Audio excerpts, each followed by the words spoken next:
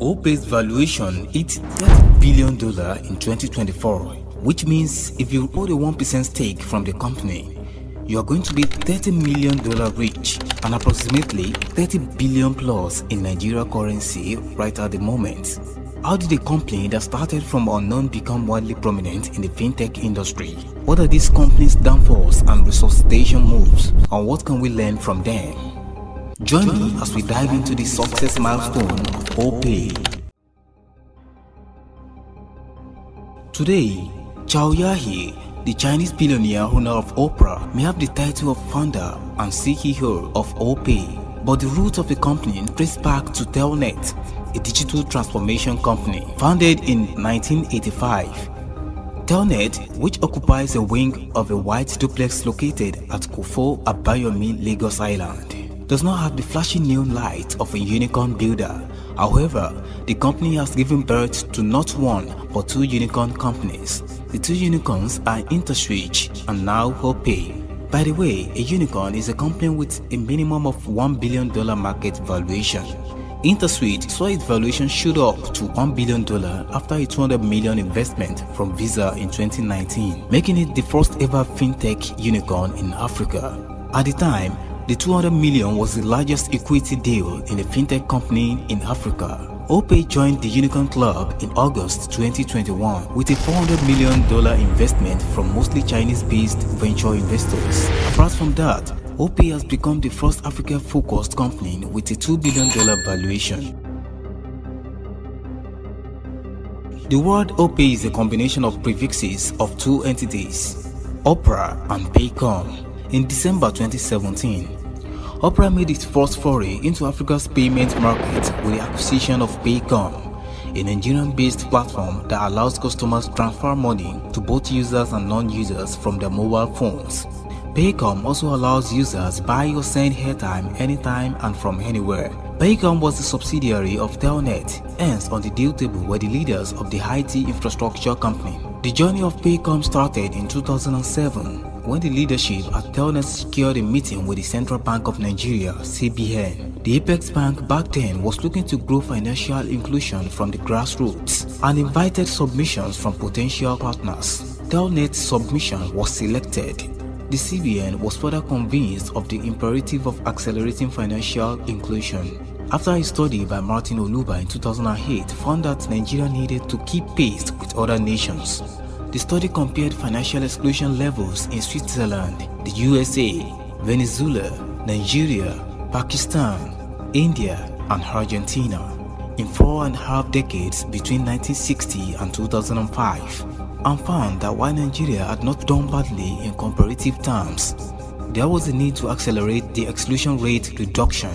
This was largely the thinking that drove the issue of mobile payment license in 2009. Telnet was the only non-bank and non-core telecom organization in all the applicant companies that got the license. Prior to getting the license, in an interview with the group managing director of Telnet, Folorunsho Aliu, he says the company was already building the tech architecture of payment company that would become Paycom. The underlying mission of Paycom was to be a payment service on any bank and any network. Why not being a bank-led service gave Paycom an advantage of servicing all players in the financial system. The greatest advantage the company had was being run by people whose core competence was building tech infrastructure. A striking thing about the team is that they have been at Telnet almost from inception. They established Telnet as a pioneer of innovations in Nigeria's financial services industry. A lot of people didn't know that Telnet was the first to come up with the encrypted transfers on our USSD, while others were using clear text transfers on USSD transfers, and a lot of people didn't realize that they were exposed. With clear text USSD transfer, a criminal could easily hijack the process by gaining access to the name, the amount being transferred, and the bank details. However, encrypted service meant that if a criminal stood in between the person transferring the money and the receiver, the information they got would be incomprehensible. Allow me to introduce this project before we continue. The Thumbs Up Show is a youth development program that empowers the youth, get them inspired, stimulates creativity and lucrativeness. You can also be an agent of this development by giving a thumbs up on this video and subscribing to my YouTube channel at The Thumbs Up Show. Thank you. Now let's continue. The news of Paycom sale went out in 2016 before OPay came along. The payment company had been approached by several potential buyers that turned out not to be the perfect fit the sellers were looking for. The team was only going to sell to a buyer that understood the vision and philosophy behind the building of Telnet enlightened self-interest. The founding fathers of the company had always seen things beyond money and would cast their minds on bigger picture before embarking on any project. This was how the company eventually decided to sell to Opera. The deal, which was consummated in 2017, led to the birth of OPay in August 2018. The founding members of the staff at the new company came mostly from Telnet. The new owners of OPay may have realized they inherited a solid tech infrastructure, so they set about building one of the most ambitious tech-based companies in Nigeria. By 2019, the company had its hands on multiple businesses, all aimed at providing solutions the financially excluded and people in the formal sector can pay for. The company had OPay Hub, a super hub that housed services like ORide for fast transportation using motorcycles, O-Track, which is a three-wheel transportation in Harbour and Kano, O-Bus, a bus hailing service, O-Food, a food delivery service, O-Express, a delivery service, O-Cash and O-Wealth, which offers quick loans and investment options for users.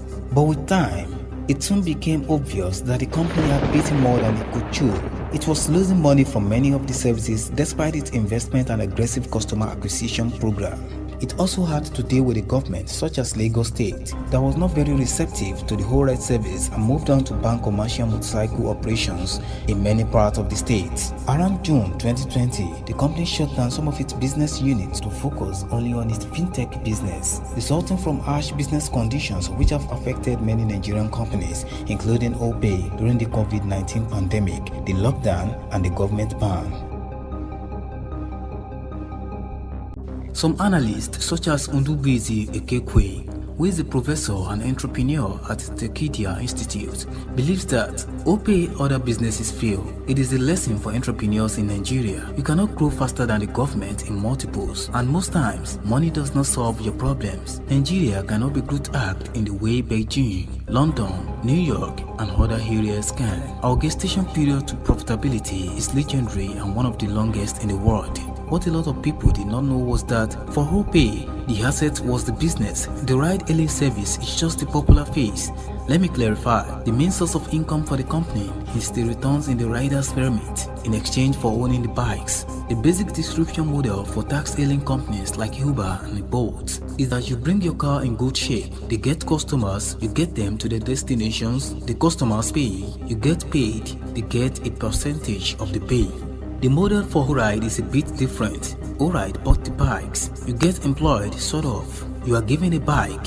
You get customers through the hub or from whichever way. You get them to their destinations. They pay the fares. You are required to pay a certain amount daily or weekly. The bottom line for ORide is to make the worth of the bikes and create avenue for the riders to make enough to pay their dues. Hence, the idea of O-Food was another avenue for them to properly sweeten the assets or bikes so they can make more money. So, when the state restricted the activities of the bikes away from the eyebrow areas, the revenue suffered a significant hit. The riders weren't going to areas worth the prices. The remittance suffered as well. OPay stormed the market with a full marketing force in 2019. Within 6 months of operation, the company has already spread to about 60 cities across the country with a very visible presence in each. Billboard ads dotted major locations and highways in these cities. OPay passed a good number of top executives within the ecosystem. In fact, some of the major executives earned an average of $50,000 annually, and it gave very generous discounts to attract users. This strategy is best suited for companies that make high margins. The logic is that the company will pay back the initial loss after a period of consistent purchase. Sadly, OPay's very visible aggressive moves and the disregard for unit economics did not pay off for two major reasons. Firstly, socio-cultural issues like lack of basic infrastructure such as power, road, and internet. Also poor regulations such as harassment by NURTW, the police, and low consumer ability to pay. Secondly, In a market largely driven by affordability, which is how much people have to pay, and accessibility, which is the ease to get a product, customers are rarely loyal to any brand. They use what they can afford and what they can find. When OPay reverted to profitable prices, many consumers moved on to cheaper alternatives. The consequence is that OPay had to sell all its bikes to recoup at least some of its investment after a few weeks of the ban. OPay's suspension of its transportation, logistics, and food delivery service offerings should be seen as simply a paring back of its own ambitions to focus on business sustainability. The focus on fintech may have paid off because, since the decision, the company has raised a total of $570 million across pre-venture capital deals. It raised $50 million in July 2019, $120 million in November 2019, and $400 million in August 2021. Opera is not just building a super app in Nigeria with OPay, it is positioning itself to be the internet for the next generation of Africans.